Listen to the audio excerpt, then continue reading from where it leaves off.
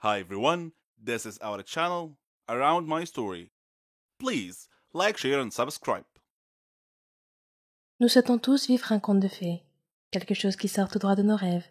Malheureusement, ce n'est pas toujours le cas.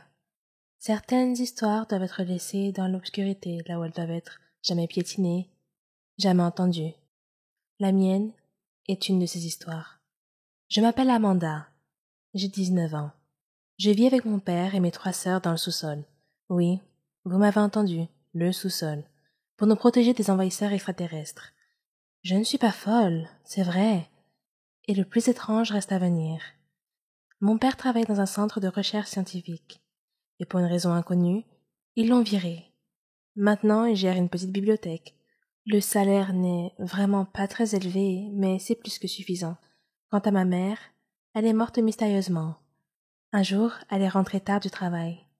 Et quand papa est rentré, et que nous lui avons dit qu'elle n'était pas encore arrivée, il a appelé la police. Ils l'ont cherché partout, et ont finalement trouvé son corps dans la rivière. Il était déjà trop tard. Le coupable était inconnu. Il n'y avait aucun indice, aucune trace de quoi que ce soit. Ce jour-là, papa nous a réunis pour nous dire un secret. Il nous a dit que les extraterrestres avaient tué notre mère. Nous étions jeunes alors. Nous ne saisissions pas ce qu'il disait. Mais nous savions que papa ne mentirait pas. Il nous a aussi montré un papier avec une écriture étrange. Il nous a dit que le papier disait que les extraterrestres allaient envahir la Terre en quelques jours. Nous étions choqués. Ne sachant pas ce que nous devions faire, nous avons commencé à pleurer. Papa a donc décidé que nous allions vivre dans le sous-sol de la maison jusqu'à ce que l'invasion soit terminée. Le lendemain, il est sorti. Et quand il est revenu, il avait toutes sortes de nourriture et de boissons. Il verrouilla toutes les portes et les fenêtres. Il déplaça tous les appareils électriques au sous-sol. Nous n'étions même pas autorisés à regarder la télévision ou à avoir un quelconque contact avec le monde extérieur, et nous avons commencé à vivre au sous-sol. Une de mes sœurs était malade, mais parce que nous n'avions pas le droit d'avoir de contact avec le monde extérieur, elle est morte. Les jours passaient, l'un après l'autre. Nous étions complètement isolés. Chaque fois que nous manquions de nourriture, papa partait nous en chercher, au péril de sa vie. Bien sûr. Il nous enfermait toujours dans la cave pendant son absence. Un de ces jours, papa était parti pour nous chercher de la nourriture, mais quand il est revenu, il pleurait. Il disait que des extraterrestres avaient envahi la Terre, que la race humaine était en voie d'extinction, que nous étions parmi les rares qui restaient sur la planète. Après cela, le comportement de papa est devenu plus étrange. Il s'asseyait seul et marmonnait tout seul. La mort arrive. Tout est perdu. Et le temps passait indéfiniment. Des années semblaient s'être écoulées dans ce sous-sol. Un jour, papa est revenu de son voyage. Il avait un regard étrange et effrayant dans ses yeux, et il avait un pistolet à la main. Il nous a regardés et a dit « Je ne permettrai pas aux extraterrestres de vous tuer. Je vais vous épargner leur torture. Je vais mettre fin à cela moi-même. » Et il a pointé le pistolet dans notre direction. Mes sœurs et moi avons couru vers la porte, en la frappant de toutes nos forces, en appelant à l'aide. Il cria comme un fou et dit « Mort à tous !» Avec tous nos coups, la porte est ouverte. Nous avons couru. Toutes les portes et les fenêtres étaient barricadées avec des planches de bois, toutes sauf une. Nous avons couru dans la rue et nous avons été frappés. Des humains normaux se promenaient partout. Et quand ils nous virent, ils crièrent et dirent « Les fantômes du manoir de Denver !» Nous ne savions pas ce qui se passait. Mais papa sortit après nous et commença à tirer au hasard. Des gens le ligotèrent et appelèrent la police. Quand la police arriva, elle nous dit la vérité, que papa perdit la tête après avoir été licencié du travail, et quand maman le confronta, il la tua, et ce fut la fin. Je m'appelle Ginny. Vous pouvez m'appeler la mauvaise fille si vous voulez. C'est comme ça que les enfants du quartier m'appelaient. J'ai une longue histoire à vous raconter. J'étais l'aînée d'une fratrie de 5 enfants. Ma mère est morte de maladie, et mon père a été estropié dans un accident de voiture. Il ne pouvait pas marcher et devait utiliser un fauteuil roulant. Voir mes frères et sœurs souffrir de la faim et de la pauvreté était un spectacle constant à la maison. Mon père était déprimé. Nos voisins nous aidaient beaucoup, mais j'étais constamment inquiète de ce qui se passerait s'ils arrêtaient un jour. J'ai donc décidé de trouver un emploi. Je savais que ça ne serait pas facile, car je n'avais que 15 ans. Qui voudra embaucher une jeune de 15 ans? Malgré mon appréhension et mon manque de confiance, j'ai décidé de trouver un emploi. Je me suis rendue dans de nombreux endroits, des boutiques de vêtements, des magasins de fleurs, des épiceries. La réponse était toujours la même. Nous n'embauchons pas pour le moment.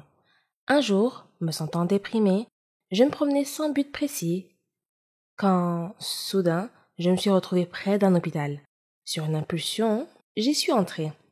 J'ai vu une infirmière, mais elle semblait trop morose pour parler. Alors j'ai regardé autour de moi et j'ai trouvé une autre infirmière qui semblait un peu plus gentille. Elle m'a remarqué et m'a demandé si j'avais besoin d'aide. Je lui ai dit que je cherchais un emploi. N'importe quel emploi. Je serais même prête à passer la serpillière et à nettoyer. Elle a compati et m'a dit de ne pas m'inquiéter. Puis, elle est allée dans le bureau du directeur. J'étais inquiète. Étais-je dans le pétrin? 1 minute plus tard, elle m'a appelé pour rencontrer le directeur. Il avait l'air très gentil et il m'a demandé tranquillement mon nom. Je lui ai dit que c'était Ginny. Il m'a dit que Martha, la gentille infirmière qui m'aidait, lui avait dit que je cherchais n'importe quel emploi disponible. Il a dit qu'il avait un travail pour moi, mais qu'il craignait que cela ne pose problème. J'ai ressenti une pointe de peur et j'ai demandé quel était le problème. Il m'a répondu que je devais travailler de nuit. C'est tout? Je me suis sentie tellement soulagée, j'ai immédiatement accepté. Il a dit qu'il aimait mon enthousiasme et que je pouvais commencer demain. J'étais si heureuse. Je suis rentrée rapidement à la maison. J'ai embrassé mes frères et sœurs et j'ai embrassé la main de mon père. Je leur ai parlé de mon nouvel emploi. Mon père m'a regardé avec tristesse et m'a dit que j'étais trop jeune pour avoir à porter cette responsabilité. Je lui ai dit que ce n'était pas grave et que je pouvais y faire face. Quand je partais travailler à l'hôpital tous les soirs, il y avait une bande de jeunes qui traînaient toujours dans le quartier. J'espérais qu'ils ne me dérangeraient pas, mais mes espoirs étaient vains. Ils se moquaient de moi chaque fois que je passais près d'eux. Mais je n'en ai jamais parlé à ma famille. J'ai commencé à travailler comme femme de ménage, mais grâce à mon assiduité et à mon intelligence, j'ai pu en apprendre un peu plus sur les soins infirmiers, ce qui m'a permis d'être promue. D'abord comme aide-soignante, puis comme infirmière. Mes collègues m'ont beaucoup soutenue. Tout était presque parfait, à l'exception de la bande du quartier qui m'embêtait sans cesse et m'appelait Ginny la mauvaise fille. Je souhaitais qu'ils s'en aillent et qu'ils me laissent tranquille. Puis, un jour, un miracle s'est produit. Alors que je travaillais à l'hôpital, les brutes du quartier sont arrivés avec leur chef. Il était gravement blessé. Son corps entier était couvert de sang et criait pour que quelqu'un vienne l'aider. Quand ils m'ont vu, ils m'ont supplié de le sauver. J'ai travaillé rapidement avec les autres membres du personnel. Son état était grave. Il avait été victime d'un terrible accident de moto. Le personnel et moi avons travaillé fébrilement pour stabiliser son état et le soigner. Après l'avoir stabilisé, j'ai été épuisée. Soudain, quelqu'un s'est approché de moi. C'était le gang du quartier. Ils se sont excusés de s'être moqués de moi et m'ont demandé de les pardonner. Ils ont dit qu'ils ne savaient pas que je travaillais dans un hôpital. J'ai souri et leur ai dit que tout allait bien et que je les considérais comme mes frères et sœurs. Une autre infirmière est allée les voir et leur a dit que leur amie allait bien maintenant. J'étais tellement heureuse que mon problème soit résolu. Ils m'ont appelée pour parler à leur chef. Il avait les larmes aux yeux et m'a dit qu'il était tellement désolé et m'a demandé de lui pardonner. Il était si sincère que j'étais émue. Je lui ai demandé gentiment de se taire et de se reposer. Alors que je m'éloignais, il m'interpella et me remercia à nouveau.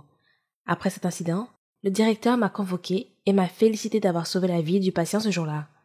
J'étais encore loin de réaliser mes rêves, mais j'avais une bonne longueur d'avance. La bande du quartier a commencé à m'appeler l'ange de la miséricorde.